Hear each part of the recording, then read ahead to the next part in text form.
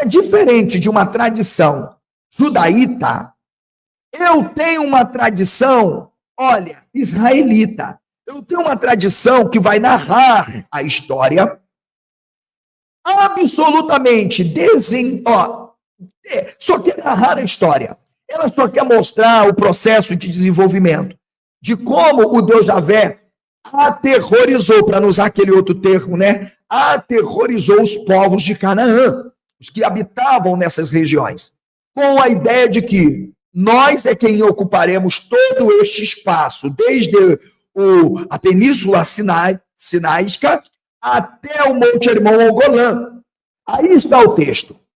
Esbom e todas as suas cidades que estão na campina de Dibon, Bamot Baal. Presta atenção nisso aqui agora que eu vou dizer. Bamot Baal e Beit Baal Meon. Vocês perceberam que aqui aparecem 3 cidades. 2 destas são designadas como cidades territoriais onde existem os deuses superiores. Ok? Logo, consequentemente, esses deuses estabelecidos nessas cidades são representados pela forma com que atuam. Eu estou cansado de ouvir pessoas querendo dizer que Baal Bemot significa o Deus da vitória, o Deus disso, o Deus daquilo. Não, é Deus da morte. Deus da morte. A palavra Bamot, você pode traduzir como na morte, e na morte. Vem da palavra mut, que quer dizer morte. Ok? Lemut, do verbo matar. O Bamot, ou o Vamote. E o Baal? O Baal é o Senhor, Senhor da morte. Mas os teólogos que fazem exegeses e pegam o léxico, entende? Simplesmente traduzem, dando um outro sinônimo. Não. Essa cidade, fortemente, que você vai conhecer agora, ela era muito forte e amedrontava até outras cidades, justamente porque era uma cidade implacável com aqueles que tentavam dominar os seus territórios. Para ser um Deus poderoso, forte, ele precisa ser um Deus superior, um Senhor. Ele precisa ser o defensor de uma cidade, de um território. Os deuses são aqueles abaixo do Deus superior. Por isso existem os panteões. São os deuses militares. Preste atenção na intenção do autor. Kir Adonai, ou Hashem. Ki Adonai Hashem. Ou Ki Adonai, o quê? Olha aqui, ó. Eloheihem. Eloheihem. Você pode pronunciar Eloheihem. Também não está errado. Prestou atenção? Pois o Senhor o quê? Vosso Deus, está aqui, ó, que é o El. O Senhor, pois o Senhor, ok? O Senhor, vosso Deus, é o quê? Diga aí, tradição, o que é o Senhor, vosso Deus? Ele é aquele ou ele é, porque agora eu tenho um construto, o que? Ele é o que, professor? Ele é o Deus. Agora o bicho vai pegar. Senta que lá vem aula de hebraico, de análise histórico intertextual indiciária. Opa! Ele é o Deus dos deuses. Opa, professor, caramba! Ele é aquele, observou? Pois o Senhor, vosso Deus, é aquele, ou pode traduzir, ele é o Senhor dos deuses. Opa, que maravilha! Vem para cá que eu vou ensinar vocês agora. Presta atenção. Elohim é a primeira palavra. Vou deixar ela sublinhada para vocês aqui. Ó. Elohim. Beleza? Ok. Professor, o que é Elohim? Elohim já está na forma do construto. E aí ele é masculino plural. Ele explica o substantivo no absoluto com um afixo do pronominal. Vossa.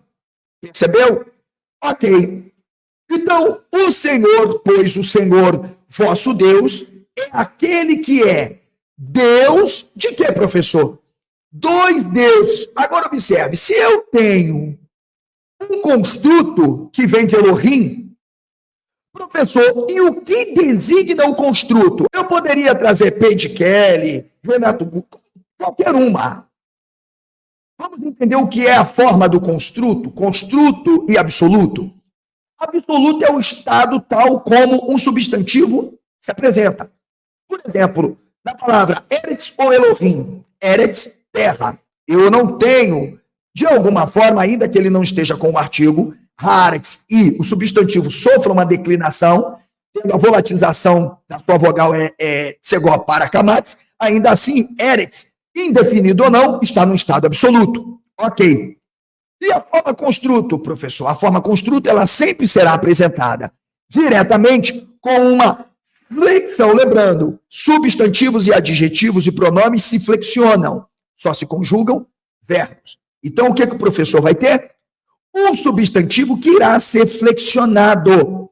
E, portanto, eu terei que ter uma forma para entender o estado absoluto e o estado construto.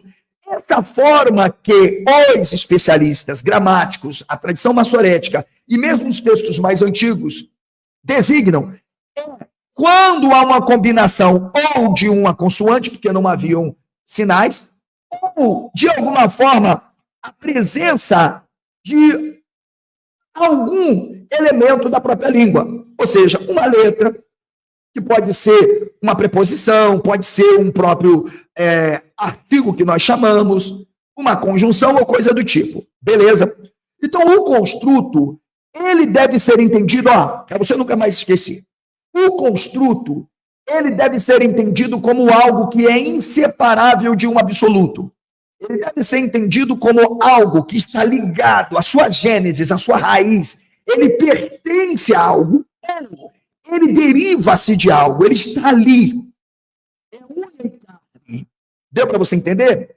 O construto, ele designa que a palavra posterior ao absoluto está ligada a ele, independente de conjunção ou não. Significa, ele se origina, ele se deriva, ele está ali. Agora eu estou entendendo, professor. Então, a tradição que está construindo, alô Oswaldo Luiz Ribeiro, a tradição que está construindo o Deus regional, o Deus étnico, um Deus que precisa dominar sobre todo Israel em Judá, tendo Judá como a capital, pode-se dizer nesse sentido, e Jerusalém como centro político-religioso, está dizendo, olha, vocês podem aceitar o nosso Deus. Aceitem o nosso Deus. E por que vocês devem aceitar o nosso Deus? Porque o nosso Deus, ele é o Deus dos deuses. Opa! Ele não disse que é o Deus Elohim, sobre os outros deuses. Ele é Adonai. Adonai.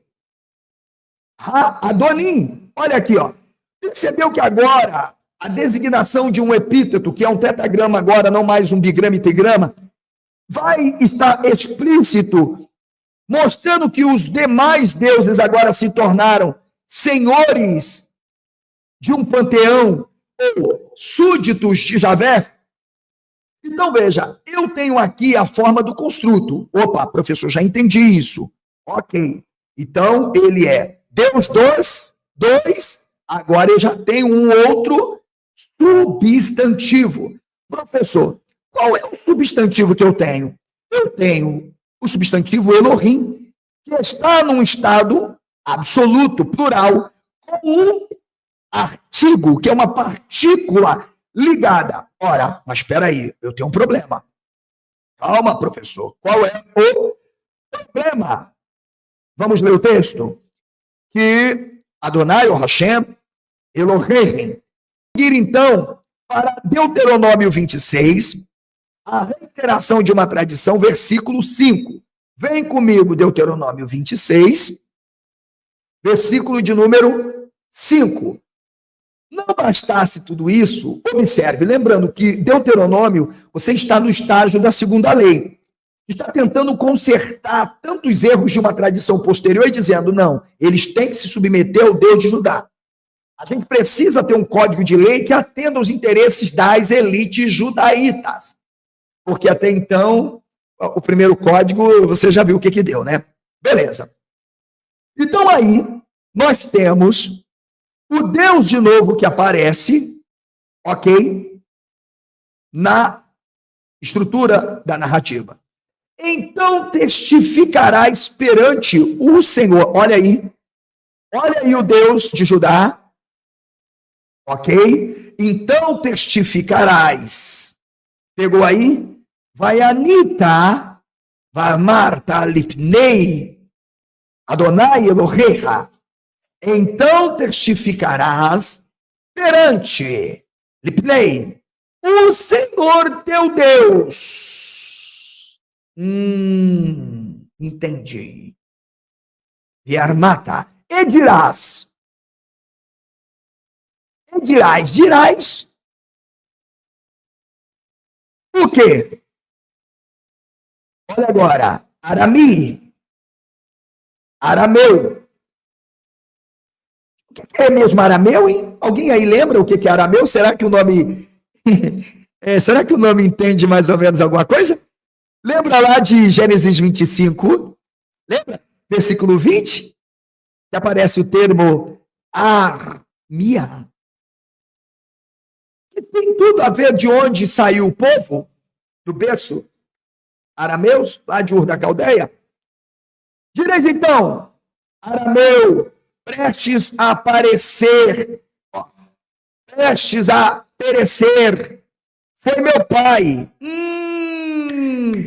Professor, estou entendendo a tradição, hein? Vai sair coisa aí, hein? Arameu, prestes a perecer, foi meu pai. E desceu para o Egito. Tá entendendo a saga? Ô, Rodrigo Silva, essa aula é de graça para você. Eu vou deixar esse corte. Mito. Qual o gênero narrativo? Saga. Qual a intenção? Manipulação do povo. O meu pai e desceu ao Egito. Quem foi que desceu ao Egito e peregrinou? Com pouca gente? Hein? Quem é que tem o trocadilho de pegar, de mentir, dizer que uma mulher que era anti-Sarai, que se tornou Sara, vai estar concubinata com o rei chamado Amaleque? Porém, ali cresceu até vir a ser nação grande e poderosa e numerosa. Mentira.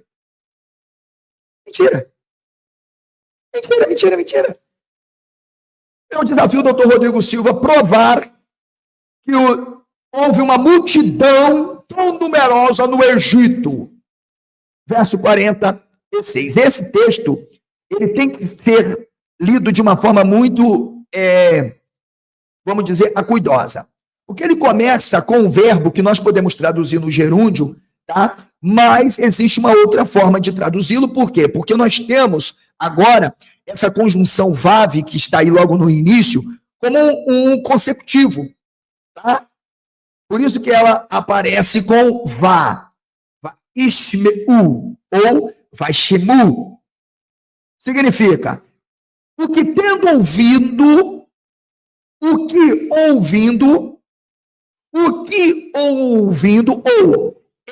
tendo ouvido, pode ser assim, dá no mesmo, mas vamos ficar com o gerúndio aqui.